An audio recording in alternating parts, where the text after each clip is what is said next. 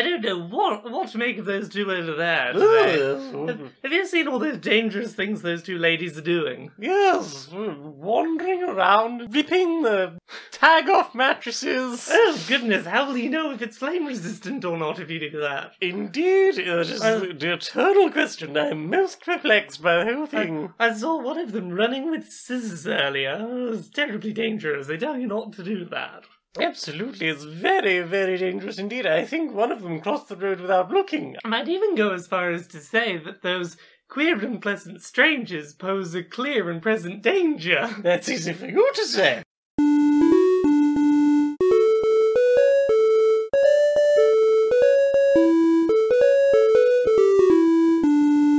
Greetings, strangers queer and pleasant. I'm not Laura Kate Dale. And I'm not Jane Aerith Magnet, and welcome to another episode of Queer and Pleasant Strangers, that podcast where we give ourselves tongue twisters to say in the cold open, because that seems like a good idea in an evening. It's not. Jane's shaking her head. No. How are you doing? No. How are you doing this week, Jane? I'm quite squidgy, how are you? I'm also quite squidgy. We had a very big dinner today. I did. I also had quite a big lunch. Oh, so full of food. I'm full of salad and then noodles. Well, that's good, because that's what's going to power us to talk about all the things this week, is the copious amounts of food we've weighed ourselves down with. Noodle-powered loony. Indeed, noodles and veg, and have some spring rolls, I think. It was a good old heckin' dinner. It was an excellent dinner, thank you very much. Oh, thank you. Thank you for enjoying. Where should we start this week? What have you played? What have I played? Nah, not a huge amount this week. It's more than a couple of things we've done. Let me. We played that thing on the Hexbox. Yeah, I'm trying to pull up me list. So yeah, Get it up. We played through A Way Out this week. We did. Which is a co-op prison escape game that we played on the Xbox. It is. How'd you find that? They never took me alive. They'll never take us alive. We wanted a third ending to that game. That game has two endings. We don't like either of them. No. That's not to say we don't like this game. It's a very good game. It's a very good game. I just wasn't totally sold on that being the only two options. But we had to make one of these two choices. Yeah, it sort of went buddy thing, buddy thing, buddy thing, buddy thing, fuck you! And I was not feeling that. So I'll put it this way, like, the bulk of this game is prison escape, be on the run, get your revenge, go be a couple of friends on the run from the law together. Play some darts, some Connect 4, some baseball. It's a lot of fun. Like, I had a lot of fun with the, particularly all the, like, chase sequences and the action sequences where it panned back and forth and we were both doing different things at once. Excellent camera work in that. Oh gosh, yeah. Top quality. All of the action scenes in that game were fantastic. The plot did a thing near the end that makes a lot of sense, but that neither of us saw coming. It went full right-hand green on us.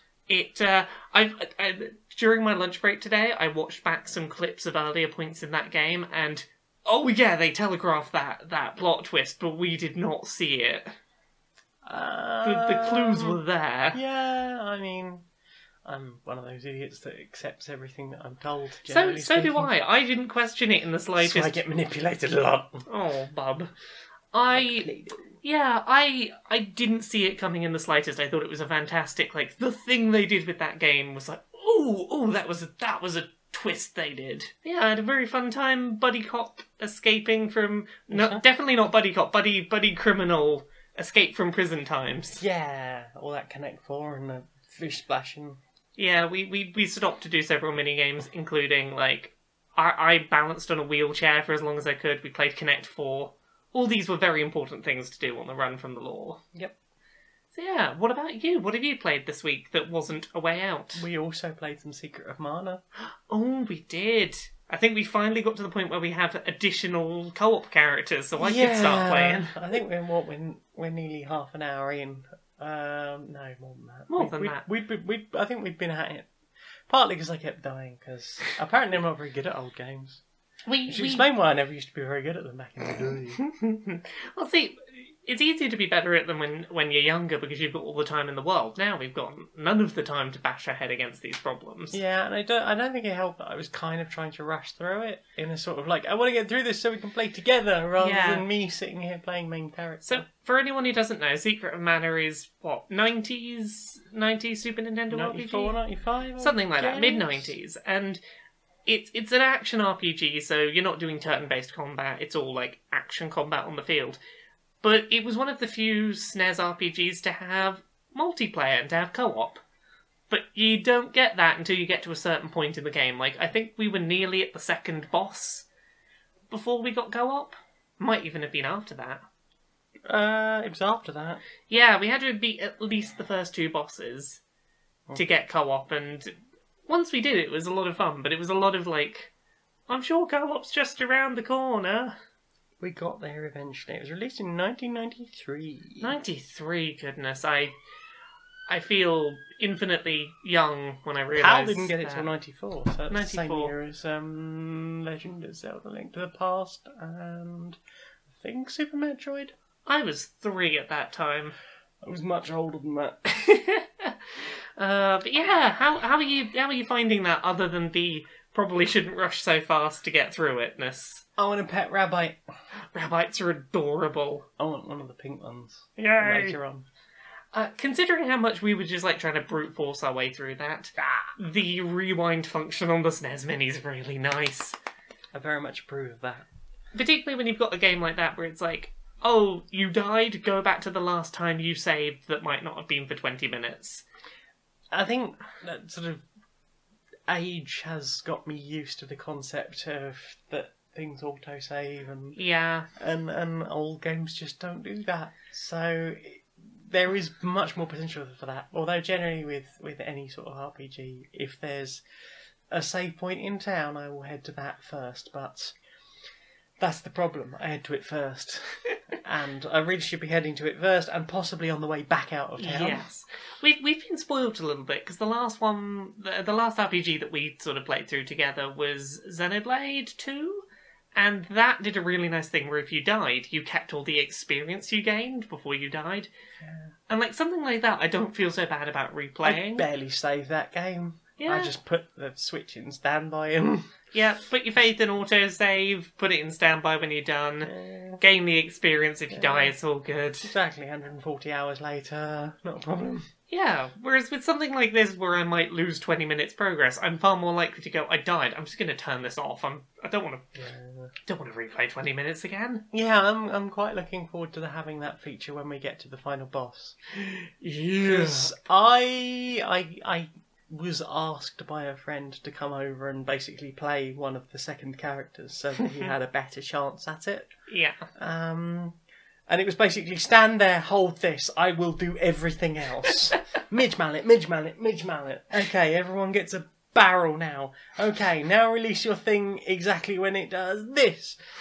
And we were at that for about an hour and a half, I think. And then he fucked it up or ran out of something, and it's going to be really nice to be able to... It's a long-ass battle, so to be able to do everything absolutely perfect with the rewind function, would be nice. It's one of those things, like, I could get through Secret of Mana again without that rewind safe statey features, but we've not got the time for that. We want to get through a lot of games. We want to see a lot of stuff. Nobody got time for that. Yeah, like we did A Way Out. We've got Liffey Strang. We've got Liffey Strang before the Storm. Yeah, we're going to go play that prequel that we need to get around to playing. We do. We need to check out our blue-haired pal. See how she doing in the past. How she do. Yeah. What else did we play? What else did we play? We played a thing together. What's that expansion called for Clank that we played? Sunken Treasures. I keep wanting to call it Shipwrecked every time, and it's not. Sunken Treasure. Sunken Treasures, which is an expansion for Clank, which we've talked about on this show before. Yeah. So that's the board game deck builder, go down the dungeon, try to get out alive without waking the dragon and getting killed. Find as much treasure as you can, and return to the village, hopefully victorious and not at all crispy and dragonified. And the Sunken Treasures one basically adds in a bunch of new cards to the deck building. A bit more splashy. Yeah, there's underwater sections that, like, you have to go above water at some point in your turn or you take damage. Breathe. There was some new mechanics introduced, like cards that would encourage you to discard. So, like, you didn't get that card's benefit, but you'd get a benefit for doing the discard. Not that card, discard. Discard. Yeah, I really enjoyed it. It was a really nice... It's good. Yeah, nice refresher on a game that we already very much like playing. Yeah, 50 odd new cards, 56... maybe not even that.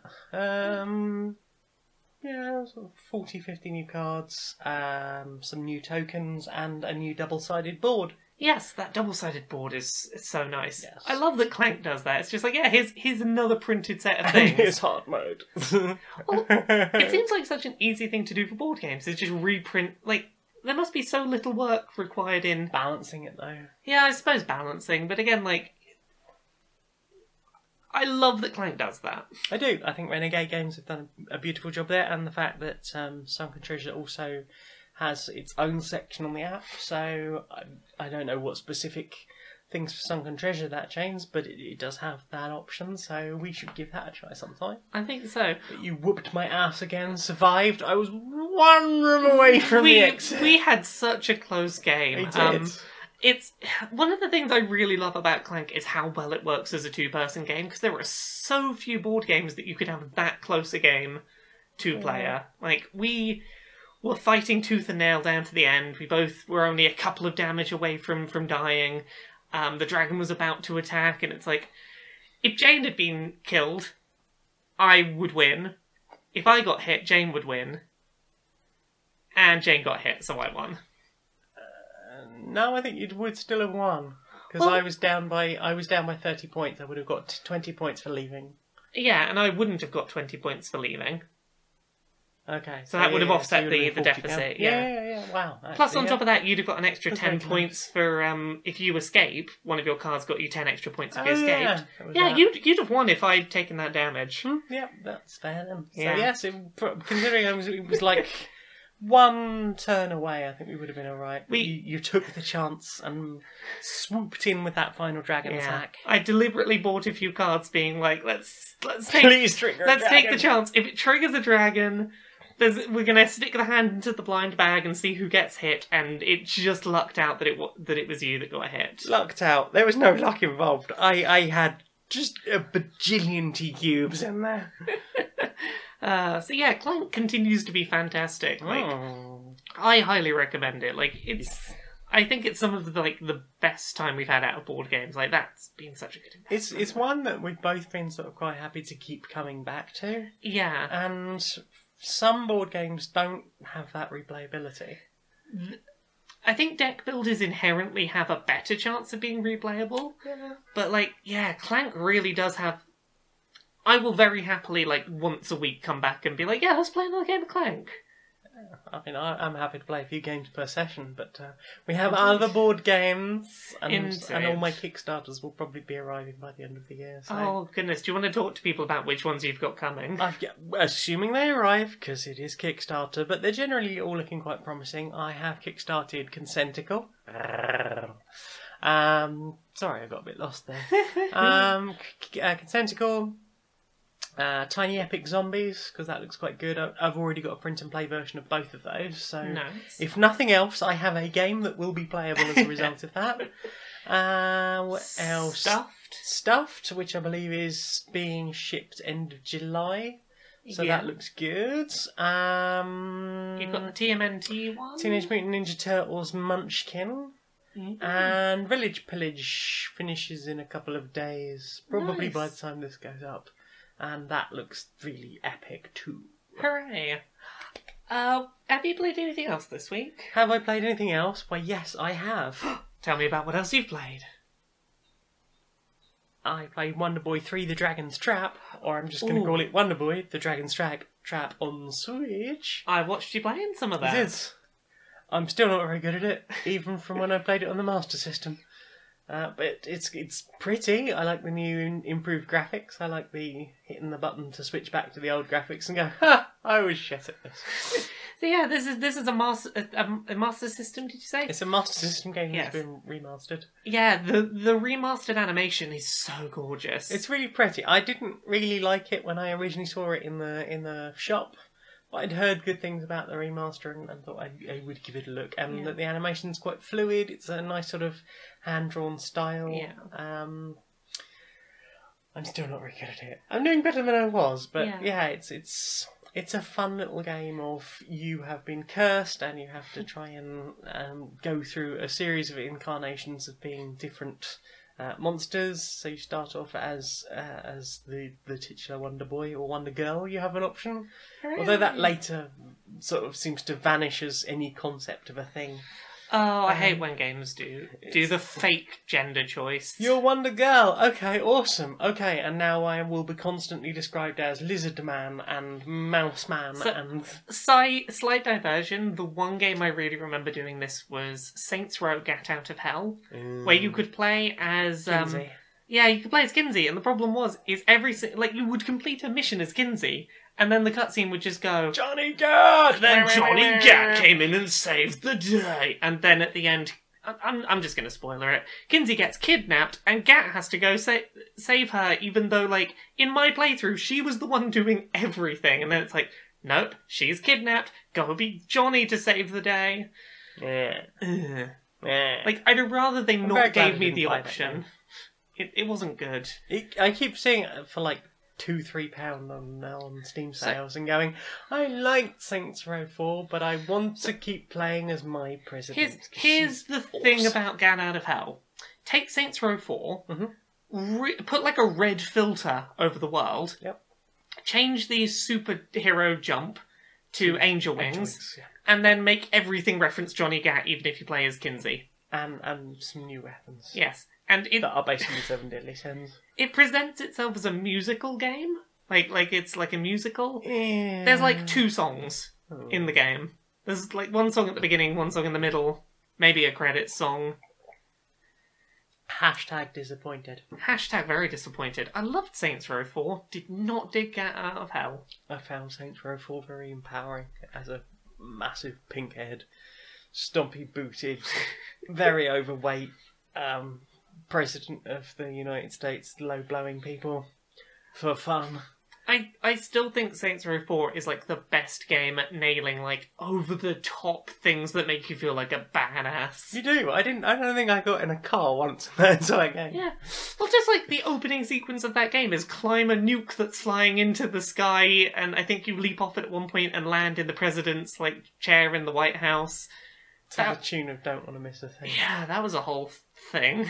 That was brilliant. Well, I was thinking more about like the next scene in that, when you go sort of presidential, and the enemy, the aliens invade, and then you go and do literally Space Invaders in 3D with this giant sort of rocket or gun in place, flat cannon, I suppose. That's a pretty epic scene, and it's done really well. That whole game was done really well. It's great. It's great for a power fantasy, and I think because I was one of those people that spent a lot of time playing games like Grand Theft Auto 3. I get out of prison, I log the cheat, and I stand there in front of the police station just willfully shooting down cops with the unlimited ammo, whatever gun I've picked. And I do this, and then I go to hospital, and then I respawn and start the whole thing again. Because that was fun to me. Not doing all the things and not going through the same missions again and again and again. Like, the only Grand Theft Auto I managed to sort of get into for fun was San Andreas. So, like, to then go, oh yeah, have you heard of Saints Row, like, the series? Yeah. Well, it's like GTA, but more fun. Okay, and I jumped in at 3 and had a brilliant time. It's so weird. If you play 1 or 2, they're quite serious, like, GTA games. Apart from the poo gun. Apart from the poo gun. But, like, generally they were trying to be like, oh, serious, here's a plot and stuff. And then 3 rolls around and they're just like, forget it. Let's have giant people dressed in as soda cans. And... Yeah. Let's have a dubstep gun, because why not? And that was 4. But there was so much good music. We should replay Saints Row 4 at some point. I think we should do a playthrough together. And we'll just trade the controller back and forth. We can play co-op. Is there co-op in 4? Yes, there's co-op in 3 as well. I played Saints Row 4 in single player. I had no idea it had co-op. I think we should take over the simulation of Steelport. Should we put that after Liffey Strang on our list? Did you play anything else, or is that your played list? So, I've got 2 other things, one of which I'll just wrap through really quickly. That game you picked up on the Switch, it's Spring Again? It's Spring Again. Yeah, went through that. Took like 5 minutes. It's really cute. It's really adorable. pretty. That has a very adorable art style. I know, right? Yeah, if you got little people in your life, this is a good thing. Definitely. There is a bit where you got to turn leaves to autumn and it doesn't really register properly. In autumn, there is a thing where it won't make the fruit grow properly on the left-hand tree. Yeah, that's... If you shake the tree a few times, it seems to clear it. I don't know. Be aware of that going in so you don't have, like, annoyed little people. Yeah. Just thumping your Switch. Not work. I wonder if it is out on, like, Android devices or anything like that. It feels like it would be. That sort of thing. Yeah. And so maybe you can find it cheaper on there, but I think it was like £1.79. Yeah. It's pretty, it's short, and it repeats, and I know little people tend to like things that repeat. So. Repetition is like, goes down well. If watching Teletubbies taught you anything. Again. And then there was one last thing that we did together, which is we started building some Nintendo Labo this week. How'd you get on with that? You start on that one. So I'm someone that's like very I like just sitting and following instructions as I'm told when I'm told, and I very much have been enjoying Labo as just okay, do what I'm told, do the thing, fold the thing. Yeah, I made a thing. You are a lot more of the sort of, I can see how this is going to be built, I'm just going to start building it. This is your build. Have your thoughts. I will talk about my thoughts in a minute. So, I very much enjoyed putting together. We put together a house made of cardboard. It was. I think all of the build instructions worked well. Like it all came together nicely. Had some silly, weird fun putting things in the side of a house and having this little Tamagotchi thing that we fed food to, and it changed colours, and we played some games.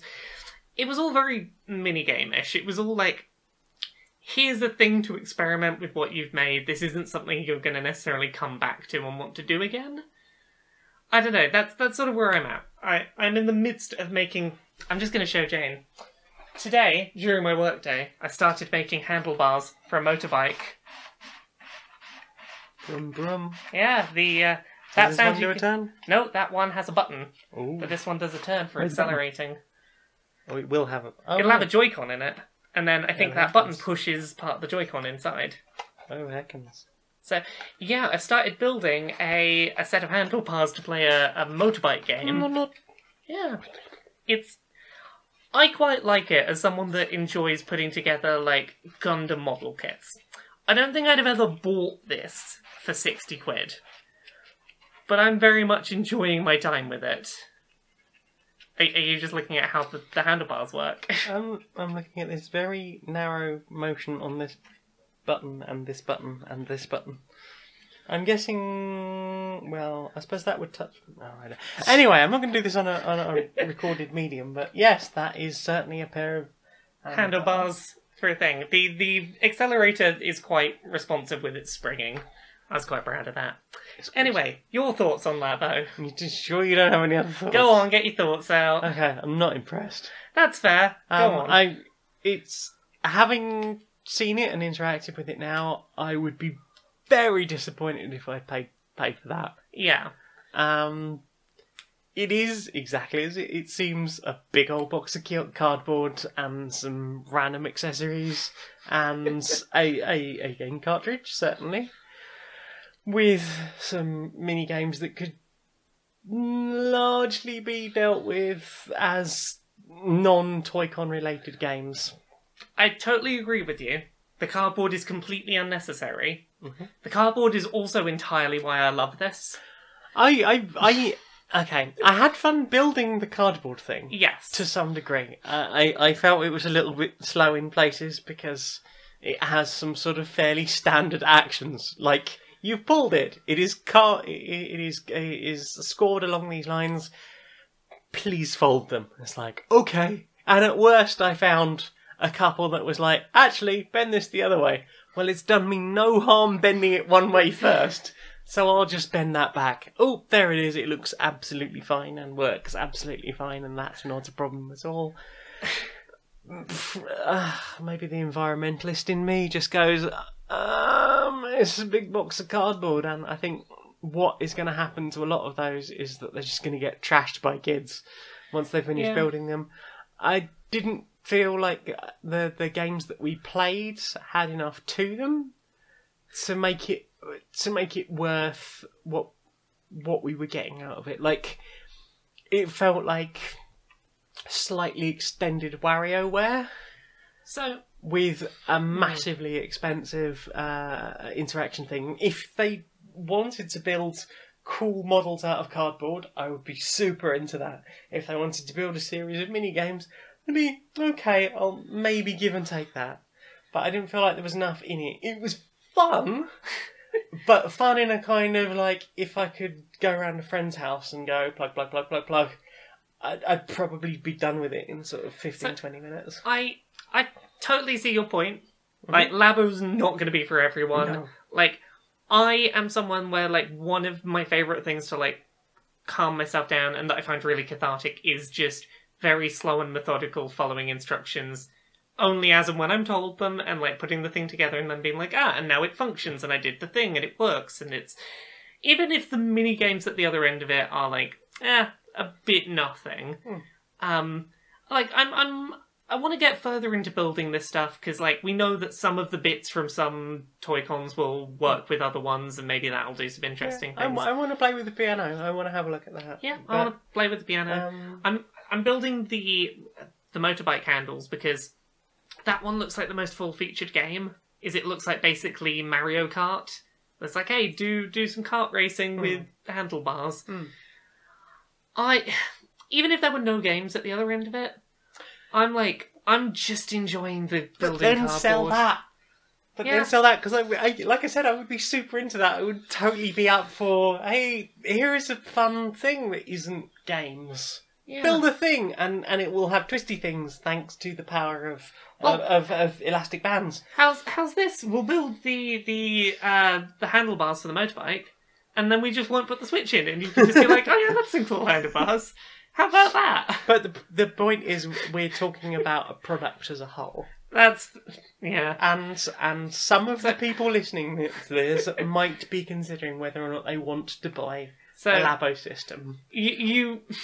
Here's the thing. I can't disconnect my brain from the fact that if you are someone like me that just likes following, like, that doesn't get annoyed because the instructions are going too slow and it's like, right, I won't fold that fold until it tells me to fold that particular fold.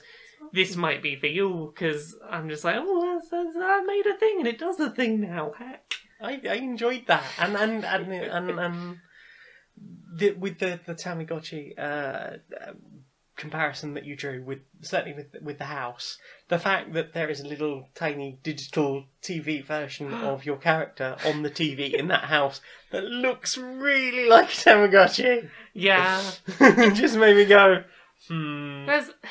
I enjoyed some of the mini games in that. That was quite fun to do, all the different things and work out. And I don't want to spoil any of them, I suppose. Yeah. But if you plug two different of the plug things, into two or more.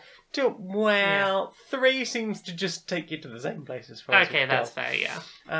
But two different ones in different places will trigger different mini games to launch. One of them, I think, was it the key we put on the bottom, and you got a little fan that would blow your character up, yes. And then we had to sort of move the character sort of by tilting the house as they went higher up without them bashing into spiky things in the. What's the game with you draw the little lines and you bounce the character up higher and higher and higher? Is that Doodle Jump? Doodle Jump. Something like that. It feels a bit like that, but with a fan rather than trying to make trampolines. So all of these minigames are a bit, like, ultimately, like, I'm not going to feel the urge to go back to them, but I really liked just messing around with, it's really interesting seeing what you can make the Switch technically do. Like, the thing that got me was doing the little tiddly remote control car thing that vibrated across the floor, and seeing that you could see a tiny screen of, like, where it was going from the IR when we opened up the garage, yeah. Yeah, like, I hadn't recognised, like, oh, that IR camera on the Joy-Con actually can see quite a lot. Yeah, that doesn't show up well in YouTube videos, because I watched the Outside Xbox crew playing with the one when they got invited to the press events, and the video from that, you couldn't really tell much from what they were showing, but when we had it here, I was like, I could easily navigate just looking at that. I think part of it is we know the space. So we knew roughly what we were seeing. I was definitely seeing much more depth than I'd been able to see in a YouTube video. I think obviously some of that is light and dark, and how YouTube likes to compress the shit out of things. But that's the thing is, well, we both disagree on Labo. I think it was fun. I just don't think it was worth as much money as they're asking for. No, like I got one through work. I'm deeply enjoying like putting it together. It's just nice catharsis. Yeah, don't get me wrong. It has fun, but for me, value for money is a big thing because I'm poor. That's fair. Here's the thing: if I look at this versus say, sometimes I build Gundam model kits, and I might spend between £20 and £50 on one of those, and I might get like 6 hours out of building it. And for me, a lot of the joy of like what I've spent that money on is like, hey, I spent a bunch of time building this thing and I feel really good at the end.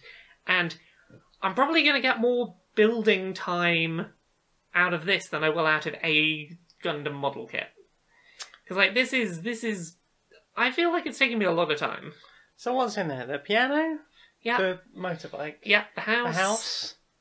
The fishing rod. What else is there? And the... What's that thing? Oh, the tanks.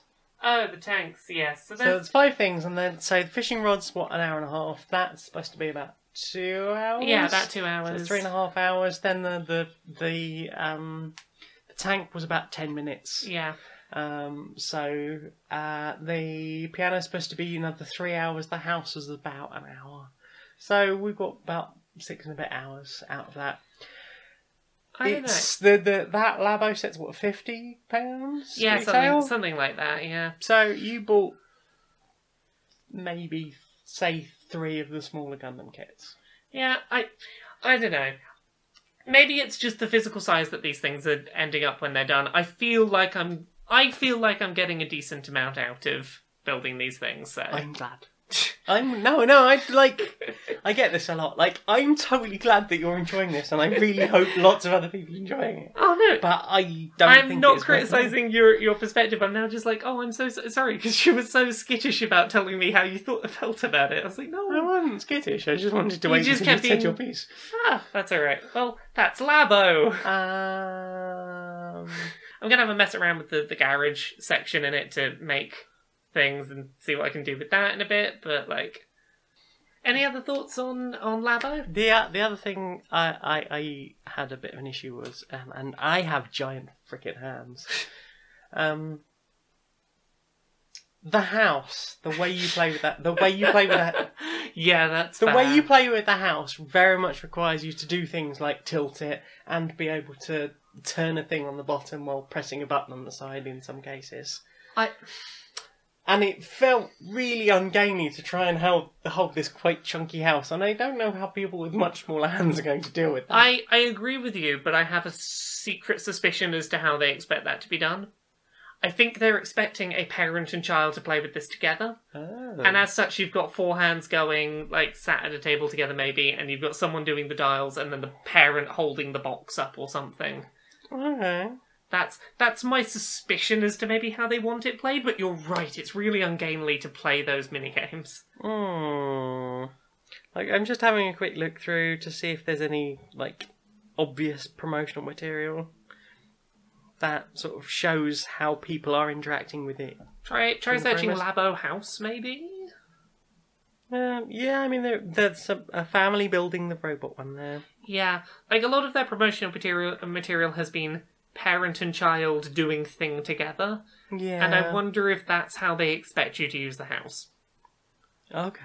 So which one of us needs to be parent? I guess that's me. That's the one who's easily jaded. As the one that's enjoying making my thing, I'm just going, I can make my thing, you hold the box up for me. Yes, dear. Eat your peas. Is that as dumb for played? Yeah, that's all I played with. Myself doesn't count. Well, time for something else then. Hey! Hey, how you doing? You good on you getting into the ready for the build, are they? Yeah, ready for the build. We've got done a full trip down the old supplier. Got good supply here. We've got all the tools we need. We got the bricks. Got all the bricks. Got some windows ready to install. Oh. We got the foundations that like all those bricks are just going to solidly like lock into. Yeah, absolutely. Everything's going to lock in nicely together. I don't know where my voice is going. It's all over the fucking place. Yeah. So we're working on this. Well, I think it's going to be a very good steady build. We've got excellent supplies. I think this is going to be pretty sturdy. Oh, we got all made sure those bricks are all, consistent colours so that we can get like a good finish on this. Absolutely. And we've got the blueprints here that we've printed out. So already you can see all of the design, what it's going to look like, and step by step exactly what we need to be doing when building this. Dad, have you finished building the Lego house yet? Son, there's a lot to this. We've got to We've got all the bits. Probably another 5 or 6 hours or so. It says 1 hour on the box. Are you billing for all those hours? Can you get us a cup of tea? Welcome. Come in. It's time. Sure. Time for the meeting. Yeah. So as you're all aware today, we recently released those terrible tasting jelly beans that taste of like farts and snot and grass and stuff, and they've been a real treat with the teens and the youth because teenagers are gross and they find things funny, and the funny gross is a thing. Yeah. So we need to come up with more of these flavors, and I think they got to be more extreme than before because more extreme. Yeah. Exactly. That's how you get people to buy the new ones, is because they're more extreme, but. We gotta walk the line. Where is the line between funny gross and gross? Okay, so we've got this one we're trying out at the moment. It is bandage found at the bottom of a swimming pool. That's actually tested pretty well with our audiences, but I personally thought that would have been over the line. So well, see, I'm not one to judge where the line is. I think that one's fine because the chlorine in the water, right. it gives a sense of cleanliness. Plus, also, like, for all you know, that's your bandage. You don't know.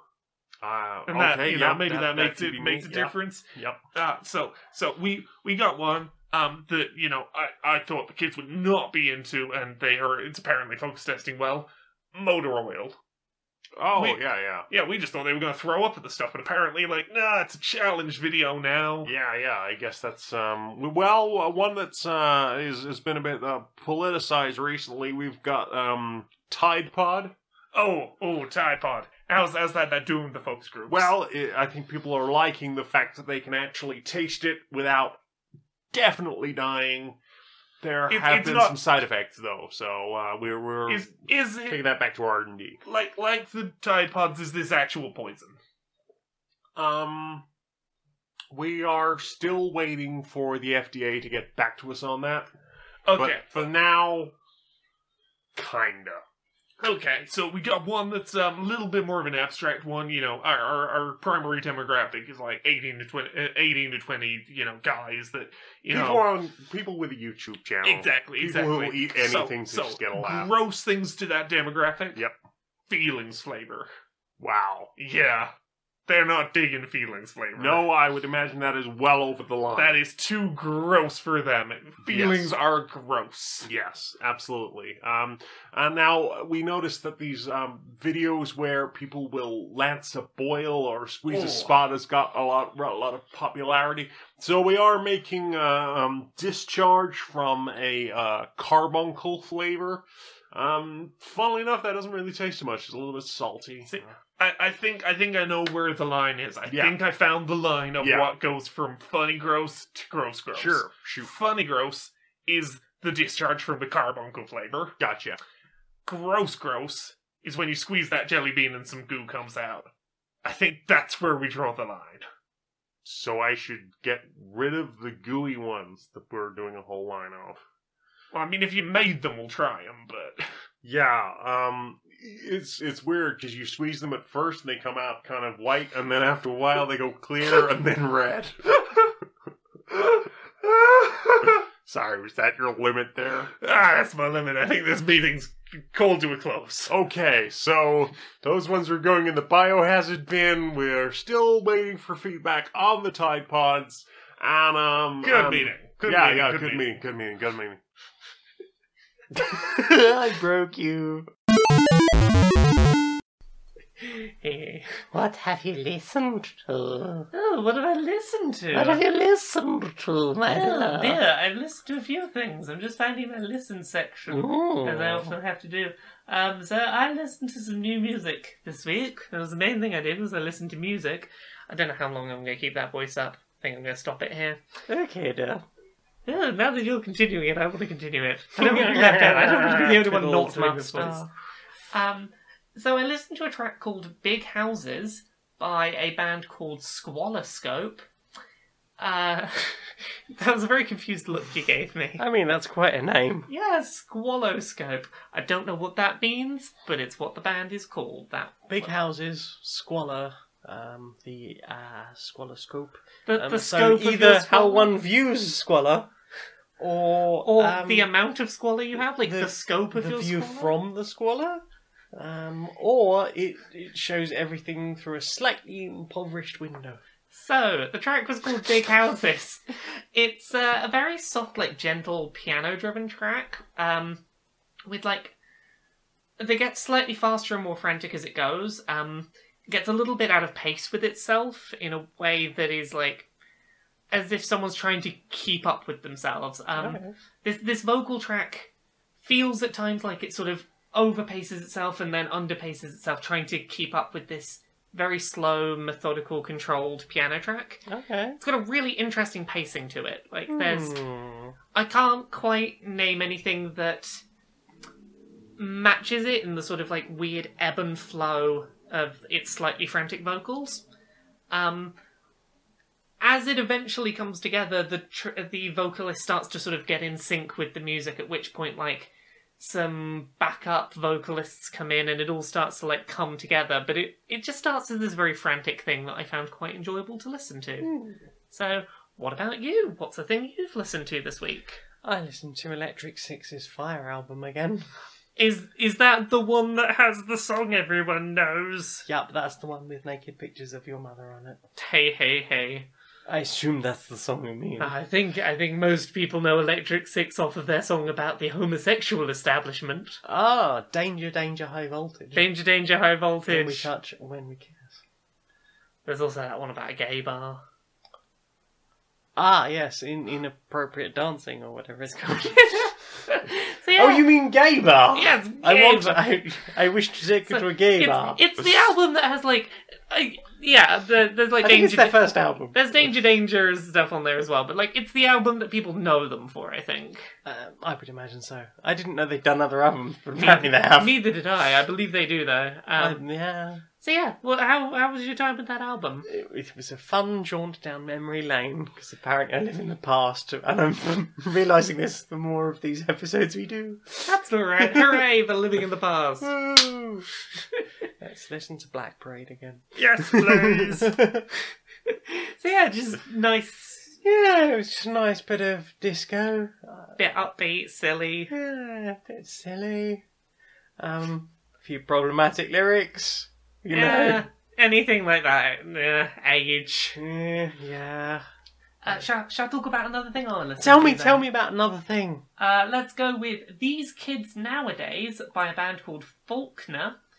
It starts with like gentle guitar that's like very sort of like confident in how it's going. It's very like there's nothing stopping it. It just like sort of go go go. This nice guitar melody, and then you get this masculine vocal line coming in, and it's basically singing about like the perspective all adults have that like no, we were the generation that rebelled for the right reasons. All these kids today, they're the wasting... Bloody millennials. Indeed, these bloody millennials wasting their lives. We're the generation that got it right. We protested the right things. We protested the right things, and then we took away all your rights and your ability to afford homes, and we stopped rebelling at just the right level of rebellion.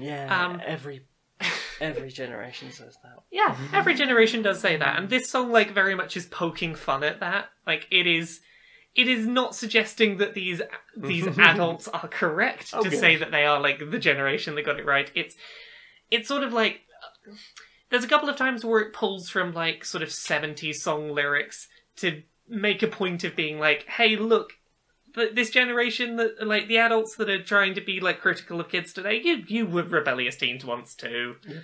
You know, that was a thing. So yeah, I quite enjoyed it sort of like poking fun at adults that think their generation was the only correct generation.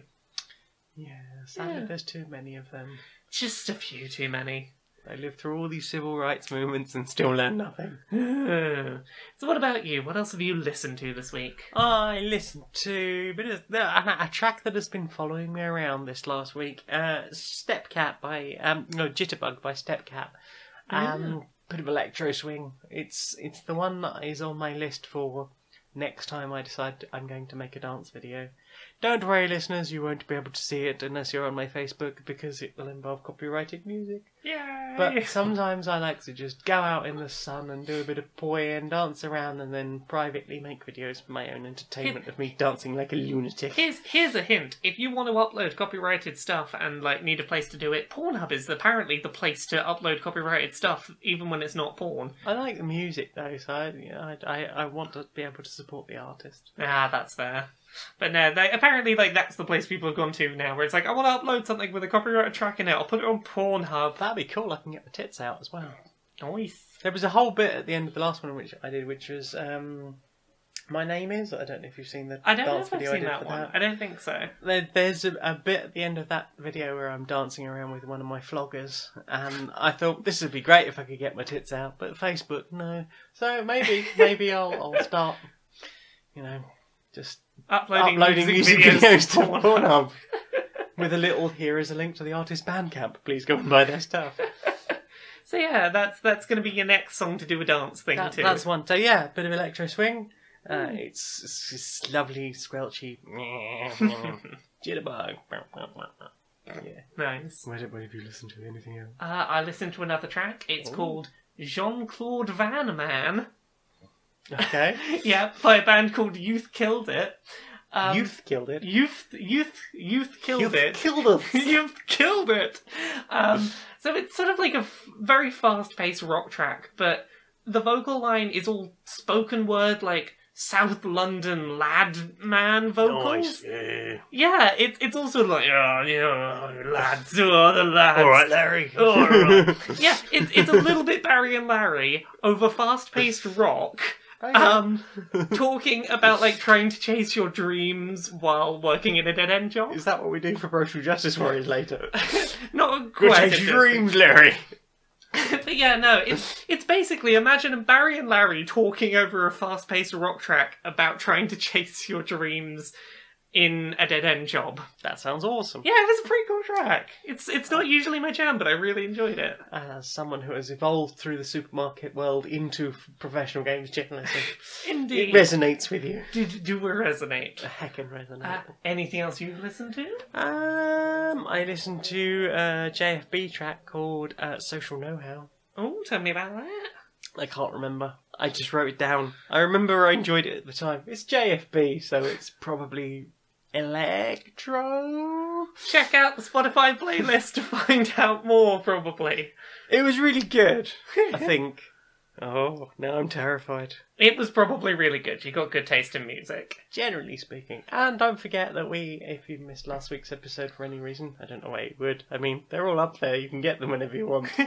There we have our Spotify playlist with as much as I could find on Spotify of the tracks that we have mentioned. Indeed. So search Queer and Pleasant Strangers playlist on Spotify and you'll probably find it. That's the one. I doubt there's going to be a bunch of counterfeit ones, I doubt. People have been setting up fake ones with with lots and lots of Justin Timberlake on. Oh no! Have you listened to anything else? Yeah, I listened to another track called Failed Transmissions by a band called Icarus the Owl.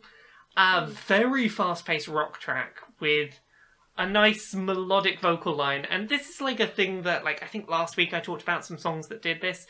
The vocal line is very buried in the music mix, and it is a song that is lyrically about trying to be heard within a bunch of noise. It's a thing that, like, at least one song last week did, and I was like, I like that. Yeah. I was very into that last week. I was very into that last week. I found another track that did that. Did Spotify sort of detect? I think so. I think it detected I enjoyed it last week, and just like, yeah, I'll give you more of that. Got a tune for you, friend. What about you? Anything else? That's me done. In that case, I have one last track recommendation. It's called Built to Break by a band called USS. Oh, we've got Smudge come to join us. What have you listened to, Smudge? The sound of me farting in my sleep. I'm terribly sorry about that. So yeah, this Build to Break track is like a very chill ambient backing to that's paired with like quite a pained masculine shouty vocal track about trying to overcome odds that feel like certain failure. It's like quite an emotive track, but it's one that felt very well done, so that's the last thing I'd listen to. Heck. We should go on to what's next. I think there's like a jingly tune, like a sting, and then it goes in right about here. Welcome to Crime Scupperers. This week on Crime Scupperers, crimes.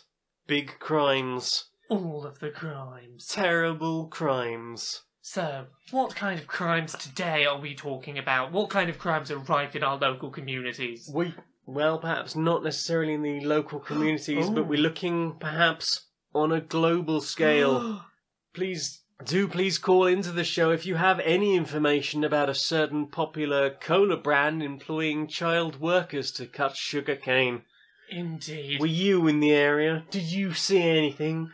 Call us on the number below. Today's episode, if you hadn't guessed, we're talking about corporate crime, tax avoidance, workers' rights violations. We are talking rife crime right across the UK. It is a crime wave. The world. Indeed, it is a crime wave epidemic, and without your calls, we can't do this.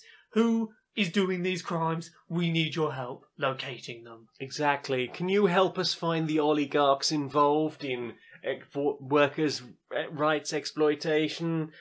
Can you help us find the loophole in the tax code being exploited in order to avoid paying corporate taxes? Can you perhaps get a government job and help close those loopholes?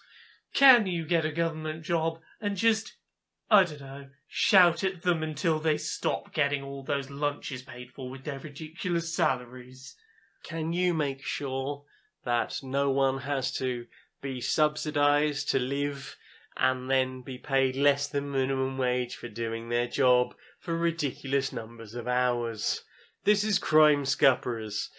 Tune in next week when we'll be talking about the owners of Amazon. It's gonna be a long episode. It is. So many violations. Did you hear that workers in the UK had to be in a bottle because they couldn't take breaks? That was a thing. Absolutely disgusting human beings. Just Awful.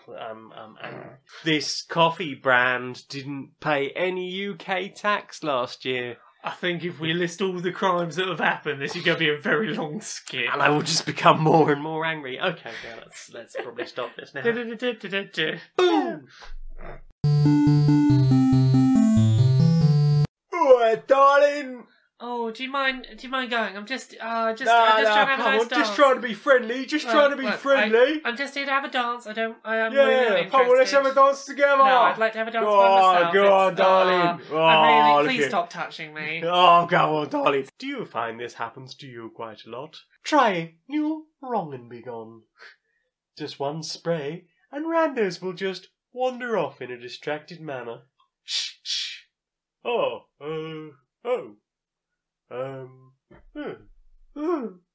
Thank you, Wrong and Be Gone. My evening dancing is saved. Wrong and Be Gone. Get rid of that wrong un in just 2 squirts.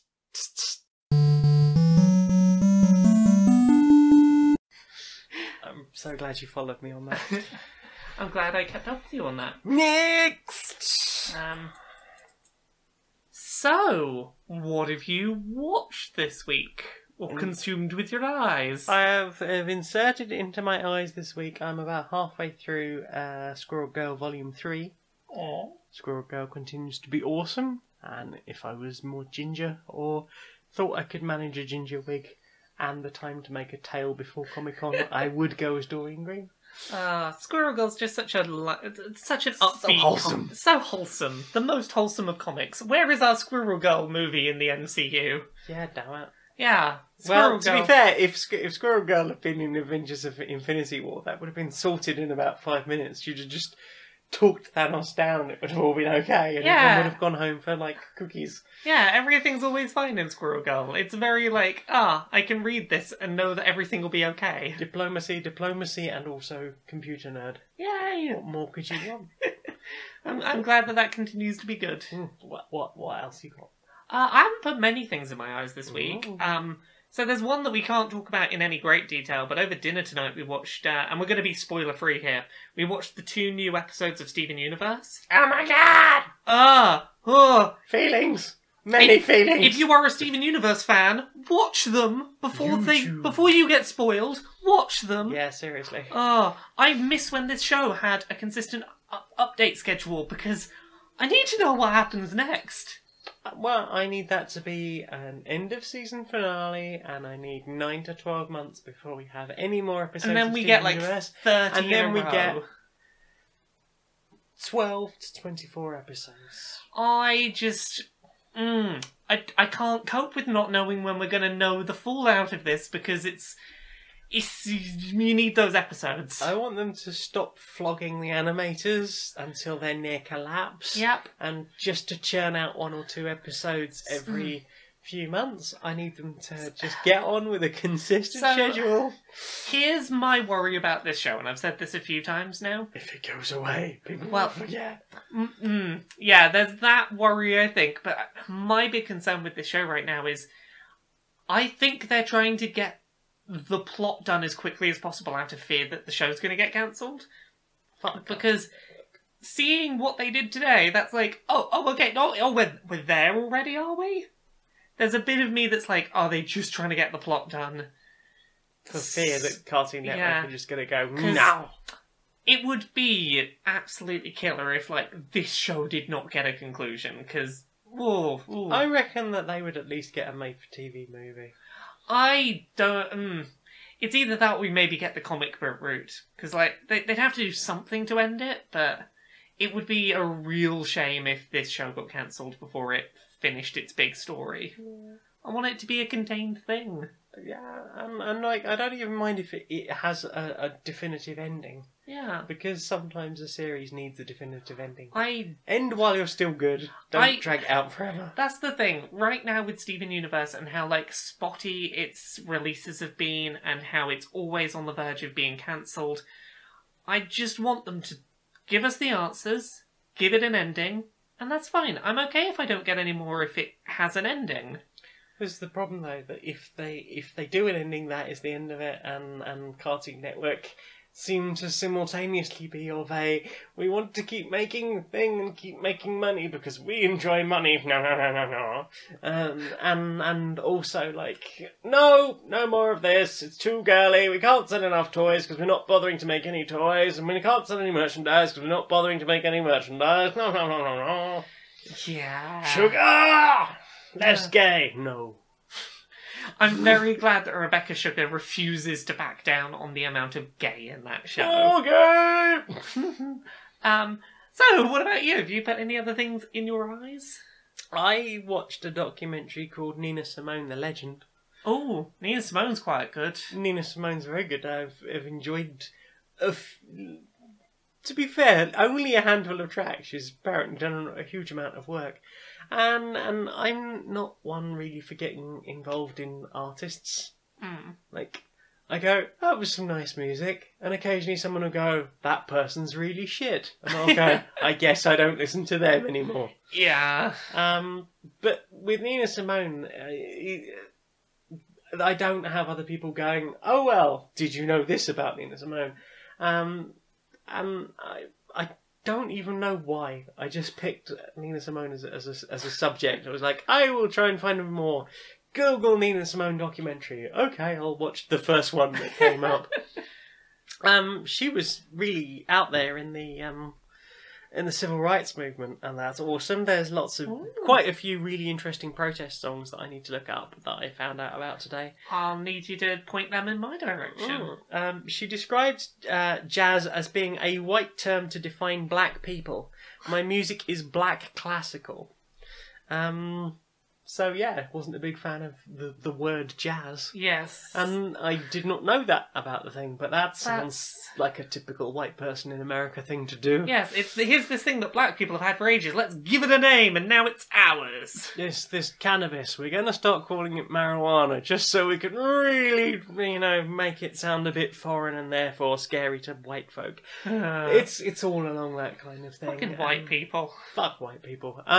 She talks about the fact that she wanted to get guns and just go down south and just start some shit, but I think it was her husband was like, you don't know how to use a gun.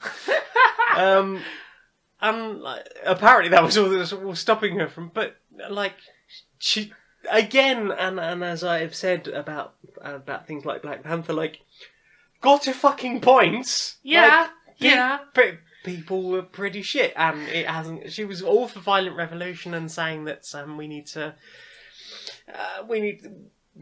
need to deal with things, and perhaps she didn't think that there was ever going to be peace between black and white folk, and that they needed their own state. And perhaps at a point, I would rather that everyone could get on and white people could stop being dicks and appropriating and stealing and all the other shit we do. We're pretty shit. We're very shit. We try to be less shit, but we're pretty shit. Luckily, some of us try to be less shit, but that does all rather come across as not all white folk. So, here's the thing I'll say to, and I've brought this story up a couple of times to try and, less not all white folk myself in these conversations, is, I am aware and acknowledge that I have ingrained racial biases that I have to work to overcome, because I grew up in a society that ingrains them in me. I did an online test once where it basically was implicit association, and you had to do left or right to associate picture of person with word. And my brain has micro tiny amounts where it's slightly quicker to put a good word with a white person. And I acknowledge that that's a thing that my brain does that I have no control over. And I acknowledge that and go, hey, I'm a fucking racist white person in my head. There's a little bit of racism in my head. I will work actively to not let that affect my judgments. Just that's... Yeah, it's just... He got in loads of trouble recently for saying that all white people are racist. I don't know who it is, the but L'Oreal commercial person? I can't remember what the name is. People are going to be screaming in the comments. That's alright, you can let us know in the comments. But but they've got a point. Yeah. Whether you intend it or not, you are, as if you are a white person, especially living in the UK or America, you are in a position of privilege where, whether you like it or not, the system is rigged in your favour. Yeah, and it's, you're brought up with your brain wired that way, and it's one of those things that, I don't say that that I'm proud of it, but I acknowledge it. But you recognised it so that you can do something about it, as opposed to being one of those white people that go, nope. Yeah. I would rather go, hey, I have some ingrained prejudices that I need to be aware of and work and make sure don't affect my rational judgments, rather than go, no, I'm not one of them racist white people. It's no, I was brought up in a society where implicit associations happen and I just have to work around it. Yeah, I mean, I think one of the things that has helped me is living in that sort of South London area, and especially when I was working in a shop, we got one of those shop safe radios, so you could hear about what was going on in all over town, and we had large groups of people of every different colour in the youth community, especially during the school summer holidays, and every single time there was trouble, I see one male, I see one male, I see one male, I see one male, I see one male. It's all you would hear all summer long. I see one male, I see one male, I see one male. They're white people doing all the crimes and all the bad things. No, this is it. I totally am on board with you. White people do all of the terrible shit, and then... But it's always black people. No, it's all the black people's fault. Exactly. Or at least perceived that way by middle-class white people who have their minds poisoned by the Daily Reminder, Mail. world, the only reason that America locks up people for drugs is because a lot of black people did drugs, and it was a good way to lock away black people. Fucking racist things of the society. They criminalised marijuana and LSD. One was black people, one was hippies. Exactly. How do we get rid of black people and hippies? Drug crimes. How do we make Vietnam sound more positive for Americans? So that was a bit of a tangent we went on. Ranty. Did you put anything else in your eyes? No, I think that I felt sort of that was enough, really. I watched one other thing this week that, like, I could have put this in the listened category, but I think the visual element is the really important bit. So there's a new track by Childish Gambino out this week. It's called This Is America, and I highly recommend looking up the music video rather than just listening to the track. I've been hearing a lot about this, but I haven't watched it. I don't actually know who Childish Gambino is. Person from Community, I forget what his name is. I've never watched Community. No, person who's playing Lando in the Han Solo film. Oh, did SNL this week? Yes, did SNL this week. Completely forgotten his name. Glover. Donald. No, yeah, Danny. Wrong Glover. Danny's Lethal Weapon. The other one. Donald Glover. So Donald Glover has he does comedy acting, but he also has a music career under the name Childish Gambino. Oh, okay. So that's Childish Gambino. Gotcha. And his new track, This Is America, I'm going to summarise it, and I don't want to say too much because I think everyone should just go watch it. It's like 5 minutes long. It's called This Is America, and it contrasts horrific violence against upbeat, distracting entertainment. That sounds like America. Also, to be clear, it's horrific violence perpetrated against black people, and then, like, here's entertainment, look at that instead. Don't look at the violence in the background. Don't look at all the black people getting horrifically hurt in the background. Look at the entertainment that distracts you. This is America. This is America. Huh? I'm having flashbacks of Adam Freeland's "We Want Your Soul." Yeah, so like, it is a powerful track. I recommend the video. The video is a big part of what makes that track impactful. I will bow to the internet and have a look at the thing that everyone's talking about. I didn't look until today. Today was the day that got me. I was like, okay, let's look. I was like, okay, I see. Okay, everybody. Okay, woke friends, you had a point. So this video has had like 30 million views in like a couple of days. It's like doing very well. Nice. It's trended #1 worldwide on YouTube in every country other than America. Yeah. Question. Yes. Would it work as a good piece of music without the video?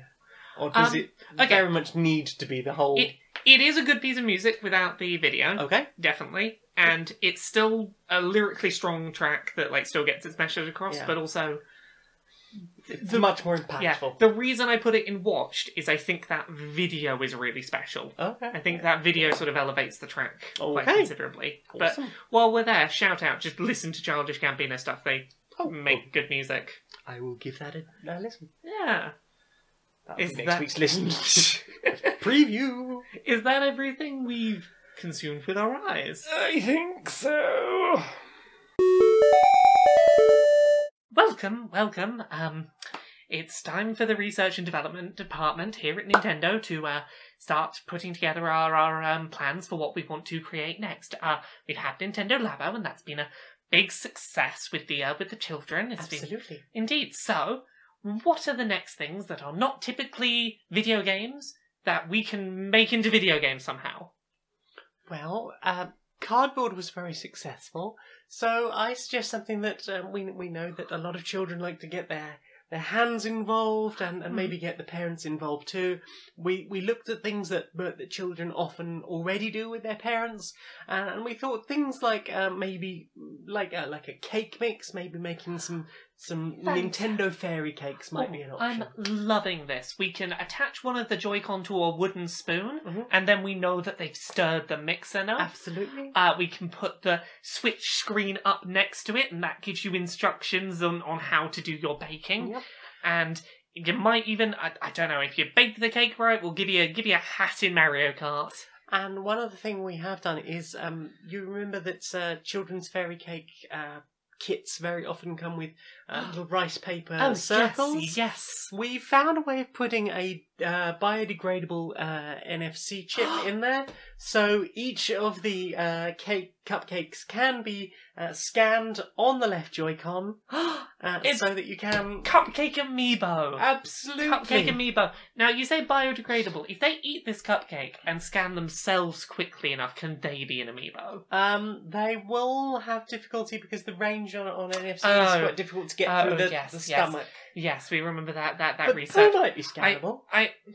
Possibly. See, I'm now just thinking about that research of that person that stuck amiibos up their bottom, and yes, they did not scan very well, apparently. No, but it was a noble cause that they. It was a noble cause. So, what other family-friendly things do we have that we can make? Oh, I've got one.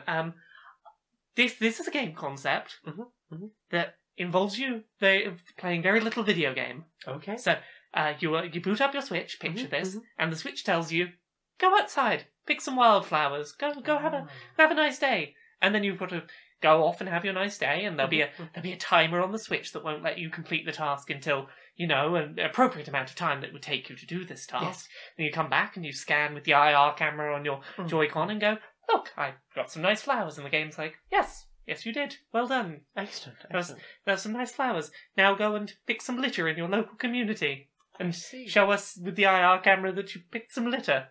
Excellent. And we could install sort of branded bins around the area, and that could be some sort of connected via Wi-Fi to people's switches, and the amount of weight of litter that they've gathered can award achievements and unlock bonuses within the game itself. Can the bins also be amiibo?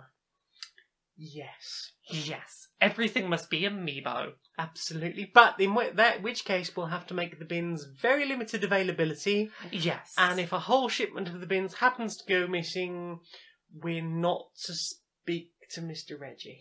Oh, no, definitely. We don't talk about that. No. Now, I have one last idea that I think would work very well. Yes. I think that we should have a game where you attach the IR camera onto the child's head, and then their parent tells them to do chores, and the IR camera recognises which chore the child has been asked to do, and then monitors their movement to make sure that they have done their chore. So we perhaps put a number of the reflective Labo stickers around the house, indeed. And on various things like the vacuum cleaner might have a certain arrangement of them, and that will detect that you've been using that for a certain amount of time. And then you unlock a mini game to do with that cleaning job when you do the cleaning. So you do the vacuuming, and you unlock the next stage of the vacuuming mini game. Do you think we could find some way to link that in with perhaps a sort of Luigi's Mansion 2 or something like that? I think that we focus on that for the adults down the line, but first I think we get the children in first, and then when the parents can't be lured in with simple doing the household chores, we just go, hey, hold your vacuum cleaner and play Luigi's Mansion. We promise it's really good. That's a really good idea. Well, I think we've come up with some excellent ideas today, Indeed. and I hope that the marketing will be ready to ship these out within the next 18 months. I think so. One final Very question. limited quantity. Indeed, I do have one final question. Cool. Can we put an NFC chip in the vacuum cleaner? Yes. Vacuumiibo. Downloadable vacuum skin for Smash Brothers. You're a genius. I know. My familiar and I used to regularly end up summoning evil lemons, but thanks to Incantily, I always get the demonic results I want. Never look foolish in front of your peers again. Do you find that you're trying to cast Zone of Truth, and you instead cast Lone of Truth? You alone tell the truth when you wanted everyone in a zone to?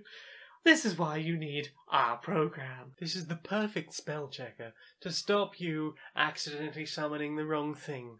We've been helping people all across the world, magic users of every kind, cast the spell they want. And it makes you look more professional. Join now, we're giving great coven or cult discounts. Whether you need spells in the workplace, in the office, in the battlefield, or across the interdimensional planes, don't look foolish. Use a spell checker. Use Incantily. Do you know what I want to see? What do you want to see? Brochure justice, warrior.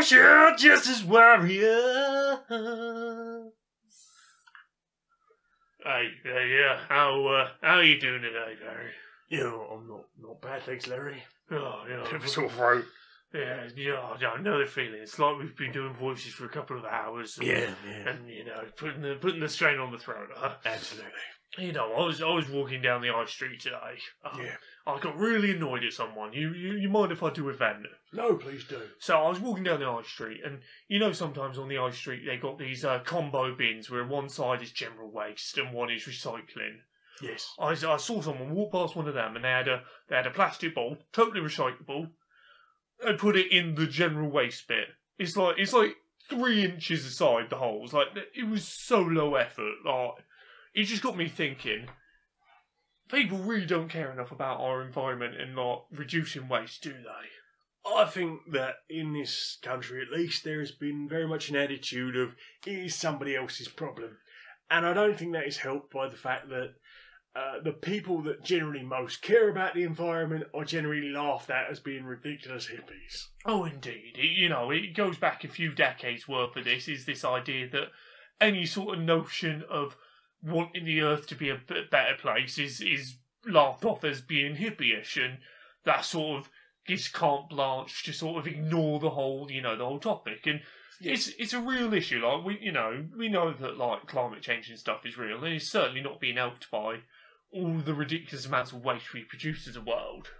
Well, it's not just that. I mean, we are getting to a point where landfills are starting to reach their full capacity.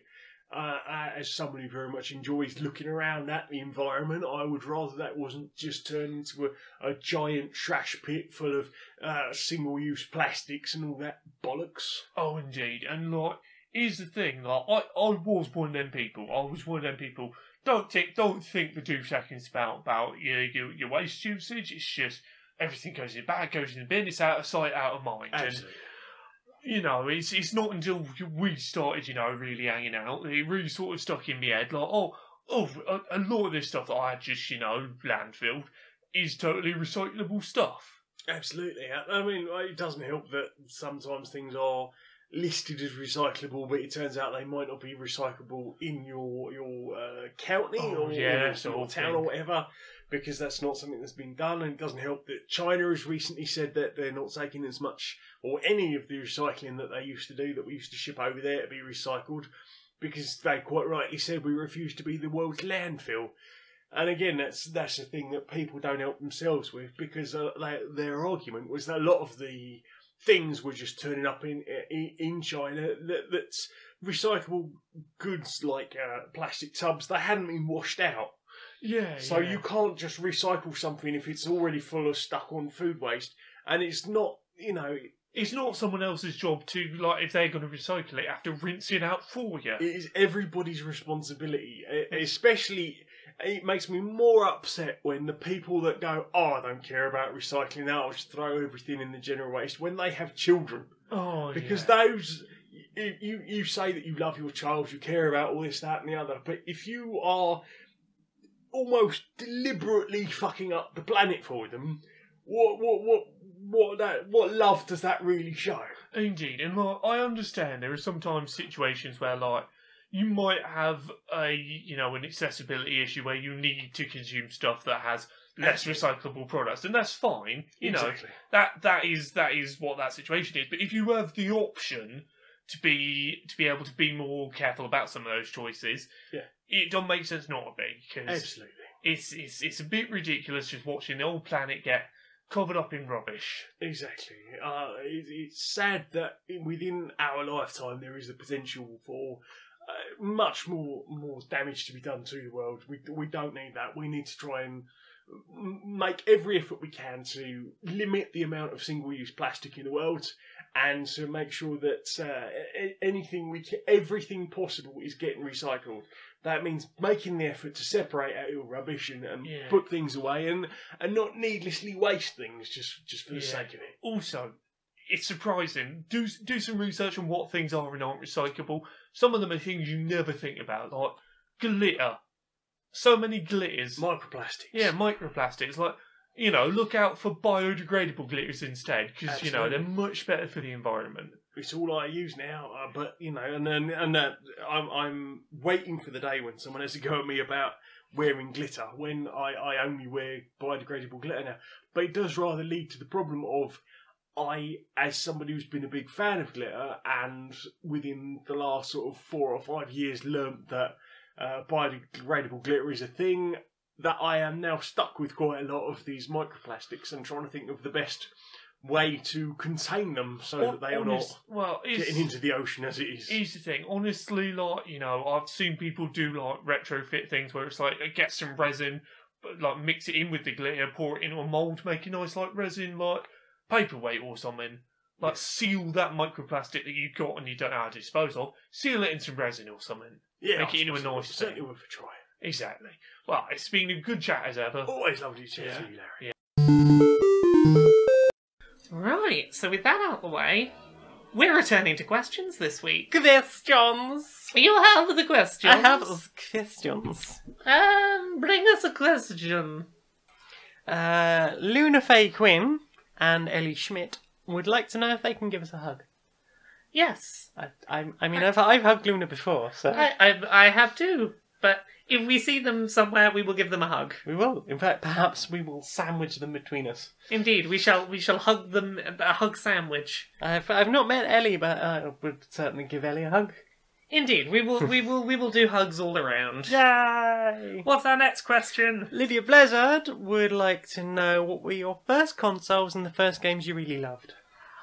First console I had, I'm pretty sure, was the Super Nintendo. I think it was a SNES with Mario Paint that my older brother gave me for my birthday, wrapped up in a duvet, and then a couple of days later took back because him and his friends wanted to play it. So I very briefly had a Super Nintendo, and then I had one again shortly afterwards. I went back and played the NES afterwards, but Super Nintendo, particularly A Link to the Past, was my... video games. I'm trying to remember what. So we'll do you all the way through first. So what was the first game you really loved, or the first games you really loved? Yeah, it was the Zelda games. The first game that I remember really falling in love with and obsessing over was Ocarina of Time. I absolutely loved that game. Played every inch of it there was to play. Got every secret, every skulltula, all of that. I very vividly remember one Boxing Day going down to my local off-brand game store down the road and seeing Majora's Mask on the shelf and being wait, another Zelda? It's a sequel! A sequel! And losing my tiny mind because... It's just glazing. Yes, there was... It blew my mind. Games have sequels and I can play more of this! And... yeah, Ocarina of Time and Majora's Mask were my first true love affair with gaming. Mm-hmm. What about you? That's difficult. It's difficult. I think if we're talking actual console, I think the first console I had was probably a Mega Drive. If we're talking about first sort of things I played games on at home, it was a Commodore 64. Oh, heck. But I don't know if we can actually count that. I think we can count that. Okay, well, because I didn't do any word processing or any other things one can do on a computer. I did do some programming, but we've talked about that before. Games. First games I really loved would be probably the Dizzy games. On the Commodore 64. I loved that little egg. I think the first game I had on Commodore 64 was Fantasy World Dizzy. Yeah. I never worked out how to get past the Armorog, which is quite early on in the game. So I never saw most of it. I would regularly sit there through the sort of 5 minute or whatever it was loading, do all the bits I knew how to do absolutely perfect, get to the armor org, die 3 times and go, oh, I'm so tired of dying here every time. I had magazines and it said this is exactly how you do it, and I knew what I was doing. You put the fresh meaty bone down there, you jump out of the way, and then that's it. That's the rest of the game you can go on. And I've done the Amiga version and that works fine. Commodore 64 I could not get that to trigger to do the thing. So I've never seen the end of that, or seen much more of that on the Commodore 64. I do have one other shout for early games I fell in love with, which is, and this is gonna really date me a bit. So when the first Pokemon game came out, Red and Blue came out and Yellow, my older brother had a friend who had a PC emulator for the Game Boy, and they gave me an emulator for the Game Boy with a ROM of Pokemon Red, and you could not get past the Viridian Forest, which is the first area of the game. So I just stayed there and trained my Pokemon up infinitely in this one tiny forest, falling in love with this game. Aww. And then eventually got a Game Boy and was like, oh, heck. There's more to this game. There's more game. Heck. So that would be that.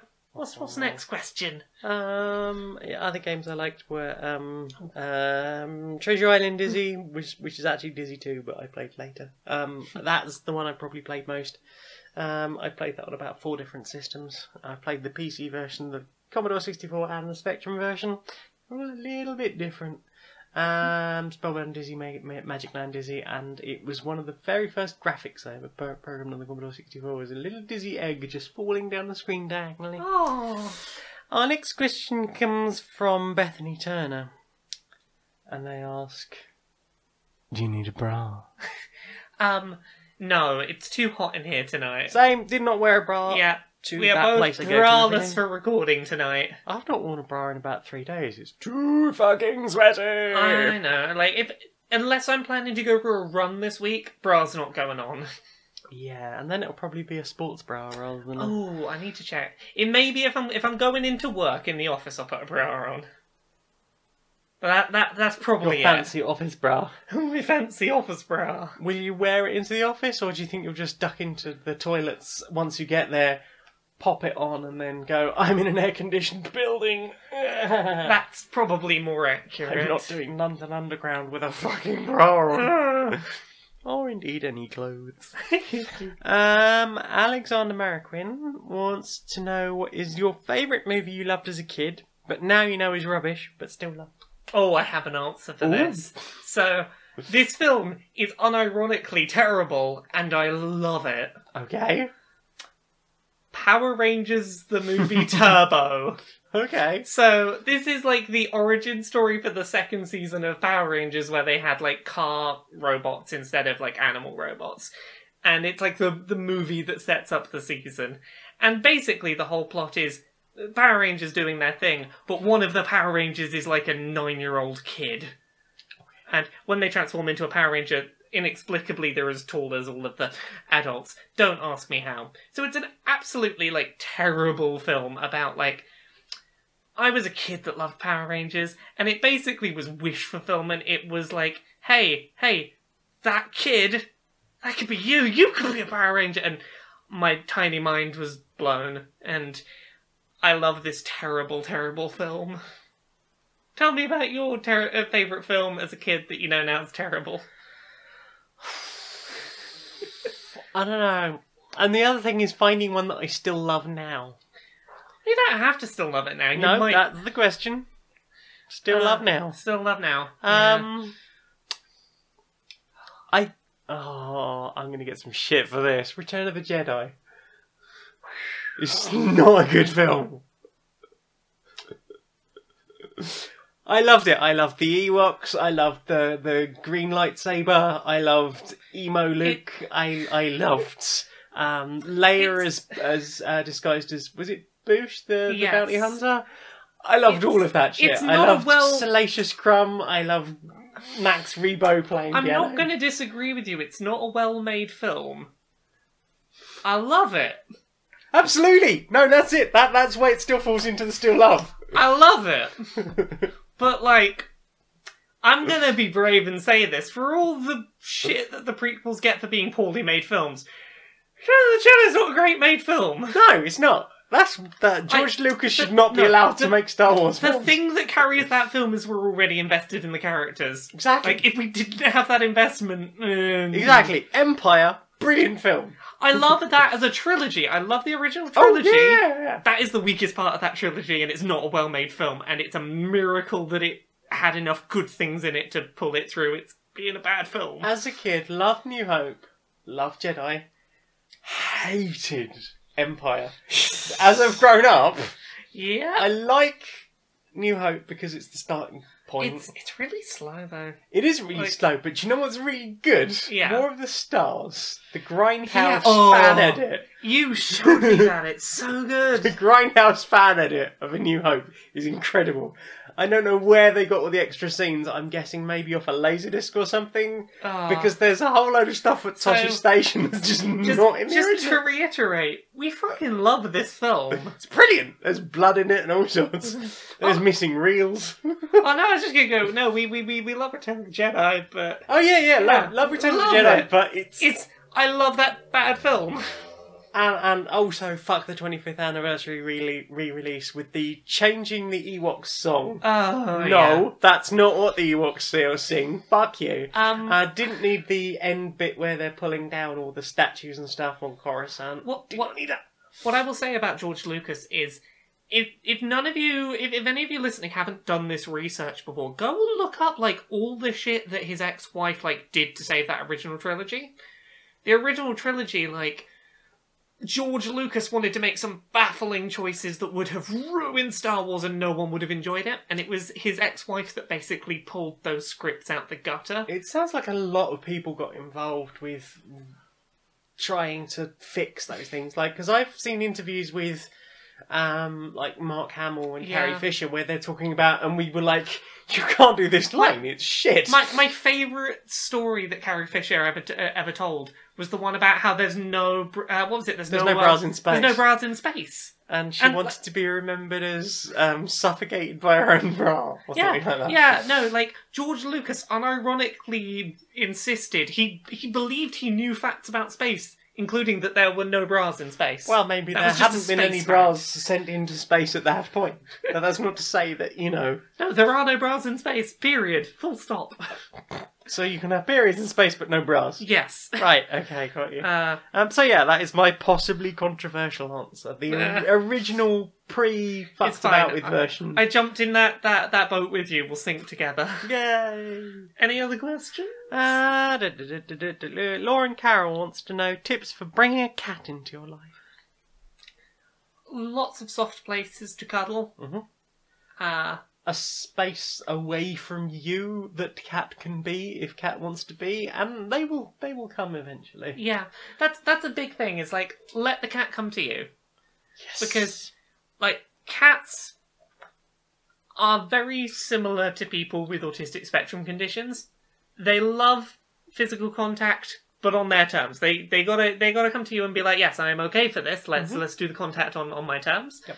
You know, they might be loving it and then decide to leave. That's not because you did anything wrong. Sometimes they just need their own space and, you know, a bit of quiet for themselves. Have a nice soft thing that they can come back to and be like, I know this is mine, it's nice and can curl up on. Cat drugs. Cat drugs are good. Yeah, bit of catnip. Because the first day we were moving in here, we were really worried that Smudge was going to be very... sort of antsy, and I was like, I bought cat drugs. We put her in the bathroom because it was away from all of the moving packing. With a catnip banana. With a catnip banana, and that thing was soaking wet by the time we came back because she'd just been loving that. I have made drug tea. Yeah, that's the main thing. If you're bringing a cat into your life, make sure that like everything is stable and settled before you bring the cat in. If possible. If possible, like...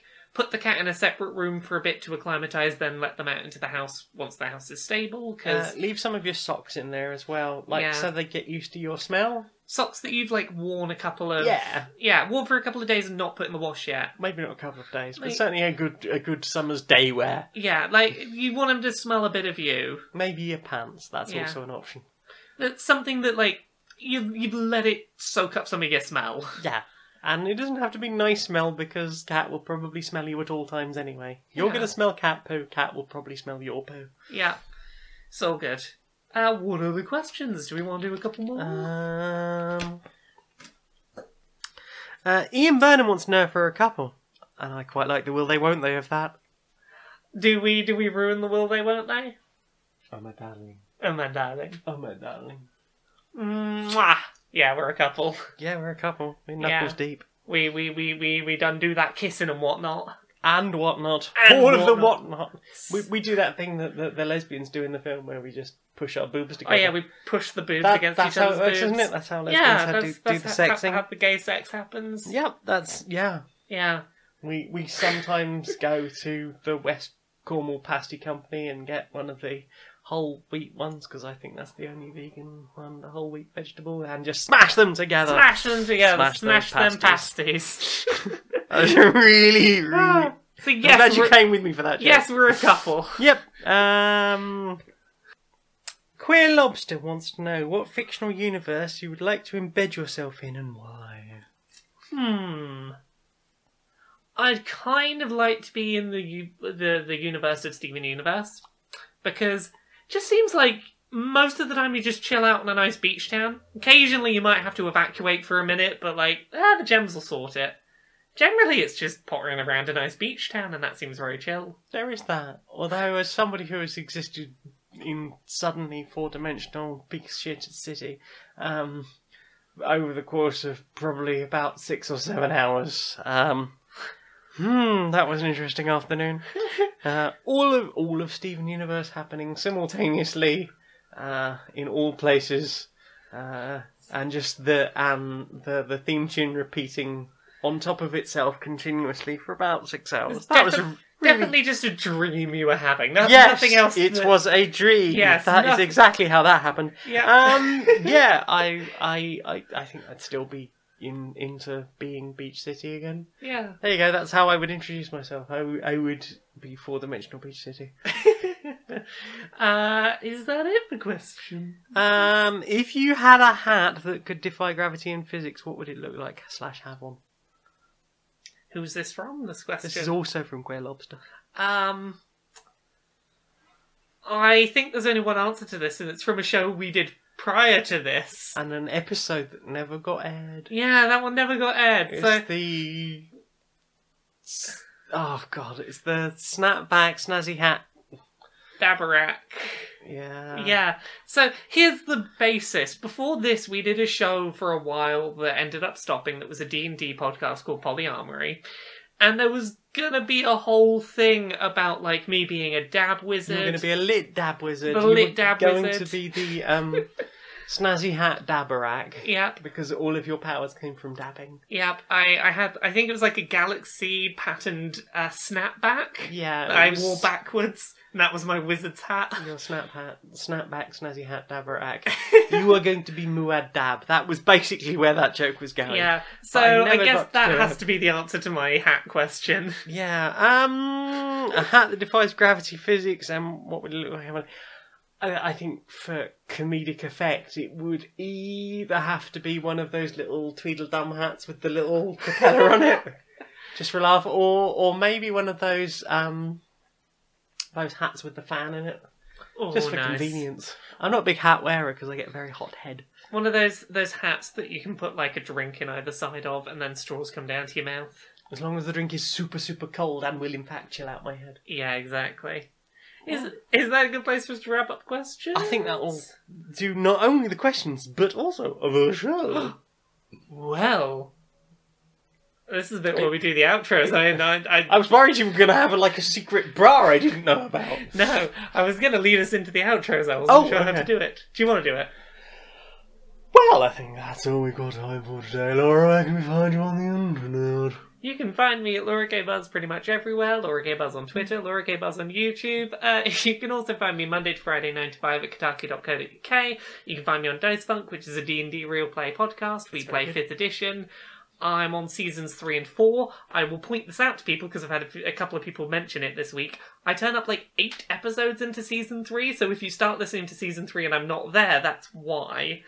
What about you, Jane? I can be found on the internet at stonemonkeyradio.blog. I'm Maniac Janiac on Twitter and YouTubia, and I'm on SoundCloud.com as Jane Aerith Magnet, where you might be listening to this.